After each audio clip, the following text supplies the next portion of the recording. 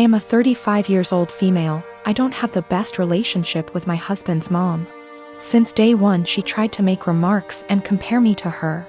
She then tried to get on my good side and started overly praising everything I do and sometimes even copying me, like that one time when she dyed her hair purple just like mine, and when everyone pointed out how ridiculous she looked. She actually blamed me and accused me of trying to make a joke out of her.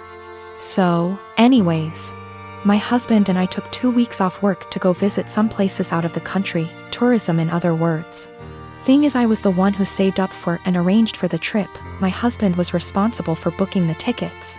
My husband's mom wanted to come along and threw temper tantrums when I said no. She called, texted, sent people to talk to me into letting her come. Even threatened to call the police and make some complaint up to get us to stay if she can't come. My husband said we should just take her, but I told him he was wrong to tell her about the trip in the first place. He gave me an ultimatum. Said he wouldn't go if she can't come, and I told him I'd gladly call his bluff, which made him take his words back and say, fine. I will tell her to stop it because we won't take her. Things got quieter, suspiciously quieter. The day of the trip came and we got to the airport at 2 p.m. My husband was walking ahead of me and was looking left and right like he was looking for someone. I asked him, but he didn't respond. He led me to the waiting area, and first thing I saw was his mom standing there with her luggage. I froze in my spot. I felt a cold wave washing over me and I was fuming inside. She and my husband were hugging. That's when I quietly turned around and started walking towards the exit. My husband followed me while shouting at me to stop. He tried to stop me, but I told him off the harshest way possible. He tried to say I was overreacting and that his mom was there anyway and I should let it go and not mess the trip up for us.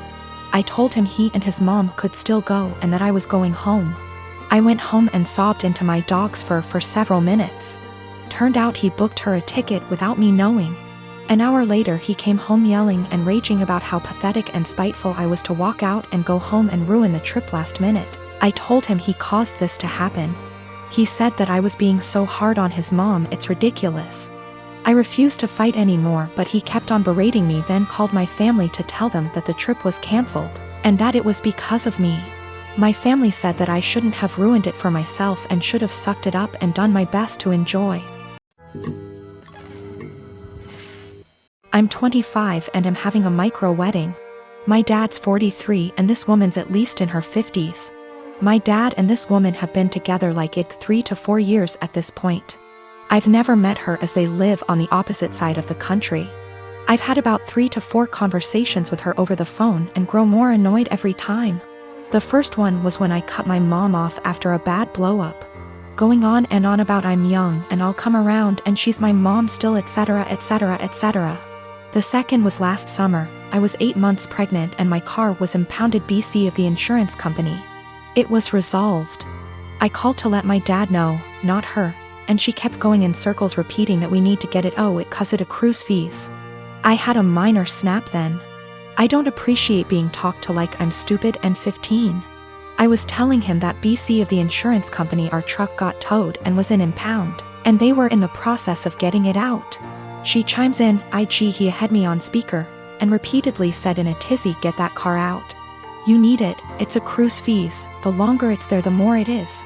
Literally repeated the same sentences for 10 minutes, refusing to listen. When I told her it was being handled until I snapped and told her to stop it because it was being handled and I knew perfectly well what impound is and does, and to stop talking to me like I'm 16 years old.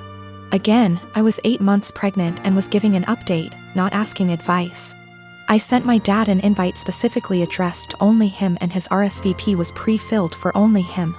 I've seen him all of 2 times in the last 10 years and the only time he made an effort of contact was when I was pregnant. Well, now I'm getting married, in a week at this point. He never sent his RSVP card, so I texted him asking about him and his parents and he said they're all coming. So I reiterated all 3? And he said 4 including this woman. I said his invite was addressed to him and pre-filled for 1. I haven't had a text since. Not only is it my wedding, but my FH and I are announcing our second pregnancy as well, and I don't want someone who lacks boundaries there. Or someone, not from my IL family, that I haven't met / don't know. Yes, I did try talking to him this spring in person about her behavior. I told him I don't appreciate it when she talks to me like some stupid teenager who doesn't know what anything means. I don't call for advice, I call to give updates. I didn't need or appreciate the consistent repeating of information I had made clear I already knew. He told me she's just motherly, and I told him that's great for her. But I'm not her child, I'm not her friend, and I don't need another mother. I have 3 and didn't need another one. I'll be sending a message tomorrow asking if he's coming or not, and if he won't go without her, that's fine. Just don't come at all, and I'll send a Zoom link that ends promptly after the ceremony. It's my wedding and I just don't want her there. If he doesn't want to go without her, that's fine. I'll send a link to the stream for those who couldn't be there. I had a 1967 Impala 4-door that I bought in February 2019. A couple months ago I bought my first house that had a 2.5 car garage. I moved the car in and started tearing it down for a complete restoration. I had the body in one bay and the chassis in another, plus the whole garage filled with parts. About 2 months ago my girlfriend came to live with me during this whole crisis, and the whole time has hated that car. She wants to park in the garage, but I have 2 acres of land with a lot of nice places to park under shady trees, or hell, even in the barn if it has to be inside. I tell her tough luck, it's my house and it's not like I can just throw it back together real quick. Anyways, I was out of town for a couple days on a business trip for the small local company I work for. When I got back, my girlfriend was all smiles. Making me food all the time, doing all the chores, all that. I thought maybe she just was happy to have me home, but then I realized that I didn't see her car in its usual spot. I asked her where she parked so I could make sure I mow that area and keep it clean, and she said not to worry because she parked in the garage. I asked how, and she told me to go check it out. Turns out that while I was gone she hired some people to come over and move everything related to that car, including the drivetrain, body, and chassis and all parts, and take it to the local dump / scrapyard. I was absolutely dumbfounded. I had spent over $11,000 on that car, including new parts, services, and the car itself. I told her that I was going to be taking her to court for that, and she brushed me off like I was being dramatic. I told her that it's done between us and to pack her things and leave. I admit I was really angry, but I did end up getting a lawyer. And as I have all the receipts for all that money spent, and I have her on my house's security cam footage letting the guys in and watching them take it all, I think I can win. Her family and friends are absolutely blowing me up, saying it's just a stupid old piece of junk, and that she cannot pay back all that money I spent, and that I should just let it go. But I have been putting all my time, effort, and money into that car for a year and a half now, and god damn it if I am not going to get justice for what she did. I got a call from her mom about 20 minutes ago, and she told me that I was ruining her daughter's life over a stupid car. I told her she ruined her own life.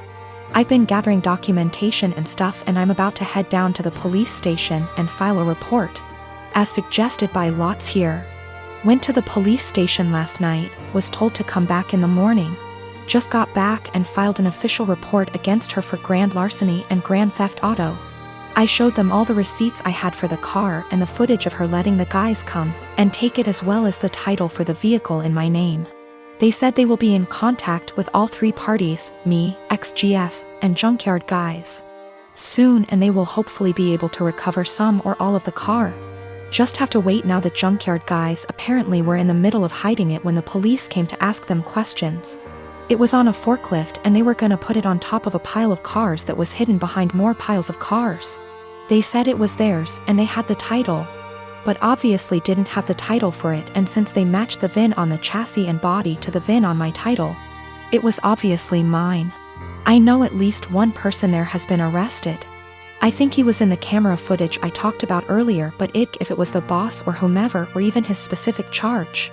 They also told me they would be looking into this specific junkyard for any other vehicles reported stolen. They said they haven't been able to get in contact with my ex just yet, but they're working on it. I'm just so glad they found my car. Luckily, I made quite an album of pictures detailing me tearing down the car, and so I can use that to prove what parts they had were mine, so I can hopefully get most or all of it back. Police haven't let me take it back home yet, as they say it is evidence or something, so hopefully I can get it back eventually. Thank you all so much for the support and advice. 6 years ago my son Matthew had a daughter with his now ex-wife Josie. I have always thought of Josie as my own daughter, so when they divorced 7 years ago due to my son cheating, I was conflicted and disappointed. Josie wasn't particularly close with any of her family, so my husband and I naturally took them in. Josie was an angel. She had insisted that we didn't have to lift a finger more than before we had taken them in, and though she was hurt, she kept civil around Matthew. My husband and I held a huge hand in raising their daughter Ruth, because Matthew remarried less than a year later and now has a 4-year-old son after disowning Ruth. 2 years ago my husband was diagnosed with lung cancer. It was hard on everyone, especially Ruth. They were extremely close. She told him about her girlfriends and boyfriends before anyone else and has always wanted him to be the one to walk her down the aisle at her wedding. Matt rarely ever visited and didn't answer our calls, often saying that we had other kids, so it wasn't like my husband was dying lonely. Last night Matt stopped by to talk about inheritance.